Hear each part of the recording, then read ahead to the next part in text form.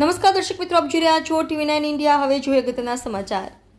સુરતના કતારગામમાં કોર્પોરેટરના કાકાના બાંધકામ વિરુદ્ધ ફરિયાદ કરનાર ફ્લેટ ધારકોને નોટિસ। શ્રીકુંજ એપાર્ટમેન્ટના રહીશોએ પાલિકા પર જઈ વિરોધ નોંધાવ્યો હતો। કતારગામ શ્રીકુંજ એપાર્ટમેન્ટના રહીશોએ પાલિકા સામે દેખાવ કર્યા। મેયરે કહ્યું, બાંધકામ ગેરકાયદેસર હશે તો નીતિ નિયમ મુજબ કાર્યવાહી કરાશે। કતારગામના કોર્પોરેટર નરેન્દ્ર પાંડવના કાકાના ગેરકાયદેસર બાંધકામ વિરુદ્ધ નિકુંજ એપાર્ટમેન્ટના રહીશોએ ફરિયાદ કરતા પાલિકાએ તેમના નળ ગટર જોડાણ કાપવાની નોટિસ ફટકારતા વિવાદ સર્જાયો છે। રહીશોએ પાલિકાની કાર્યવાહી સામે દેખાવો કર્યા હતા। મેયરે કહ્યું કે બાંધકામ ગેરકાયદેસર હશે તો નિયમ પ્રમાણે કાર્યવાહી કરાશે। રહીશોએ કચેરી બહાર દેખાવ કરી સામૂહિક આપઘાત સુધીના પગલાં ભરવાની ચીમકી ઉચ્ચારી હતી।